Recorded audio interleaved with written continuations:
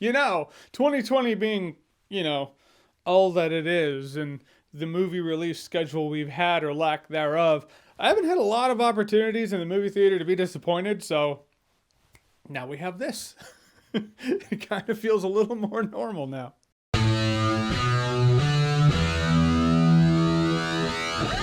The New Mutants. So The New Mutants was an anticipated new movie coming out back in 2017.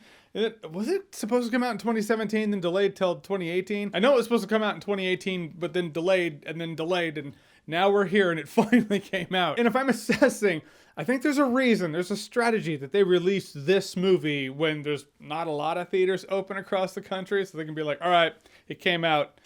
Now we don't have to think about it. Obviously, Tenet's coming out around the same time, but there's a different thing going on there. I'm saying for New Mutants, I really think that's why. New Mutants basically revolves around this girl who she has a new power, so now she's in this hospital. This hospital because they call it a hospital, which if you've seen the trailer and you take one look at this place, you're like, this is not a hospital. I don't know what it is. Is it the lack of staff? The fact that there are about 5 people in this hospital? So that's basically the gist. And the premise is interesting. I've always thought that taking the concept of X-Men or a world of mutants and giving them powers that are very nightmare fueled, like this merging of comic book movie and horror movie, I just found that fascinating. But there's a difference between the concept and the execution, the potential and the reality. The reality is, when I was watching this movie, for the first half, I was just bored. I mean, it was obvious that they understood, at least, that they had to get people on the side of the characters. All right, let's concentrate on the characters. That's fair. Only thing is, your characters are cliche, if not boring. They just check the boxes, You have the asshole, you have the bitch, you have the nice guy, you have the nice girl, and you have our lead, who is a nice girl,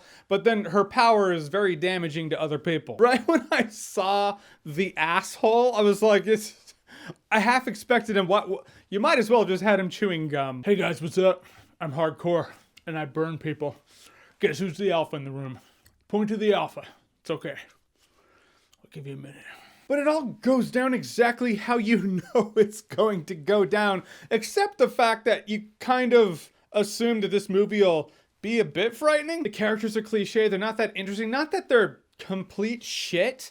It's just there's nothing beyond surface level. It's like they were like, okay, for the characters, we have to have the asshole, the bitch, the nice girl, the nice guy, and the main girl. Okay, so what do we do with the personalities? Someone was like, well, just go to the grab bag of powers over there and allocate powers. And I think what you listed works for the characters.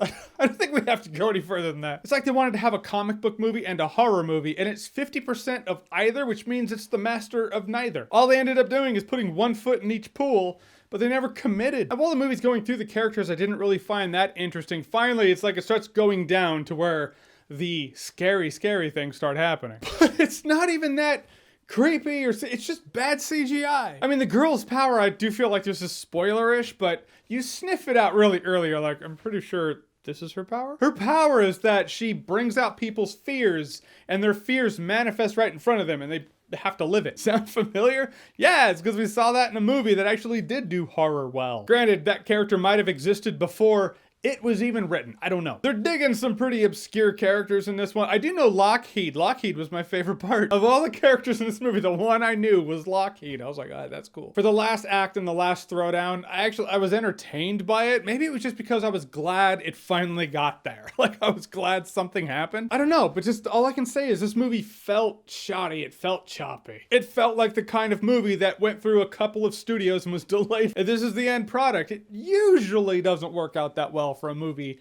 in that situation. The movie does not serve well the concept, because the concept is amazing. And every bit of intrigue in the movie is just kind of like oh yeah, I know. Everyone else in the theater knows too. It's like, ooh, what's her power? You already know. Long before they reveal it. Ooh, who's behind all this? You knew from the trailer. You know exactly what company's behind all this. And it wouldn't bother me except the fact that it's executed like, oh, here's the answer, dun dun dun. And it's just like, oh no, shit. And it probably would have done better to come out closer to Logan, still riding that Logan wave. It tried to, but now here we are. It's kind of past its prime. I actually bagged on this movie harder than I meant to. It's not the worst ass I've ever seen. It's just It's just not memorable. And that is to say, I'm not going to remember this one in T-1 day. Yep, already forgot. I did like Lockheed, though. All right, so the New Mutants, have you been looking forward to it? Are you going to see it? Are you going to see it in the sense that, yes, I finally get to see it? Or you just kind of...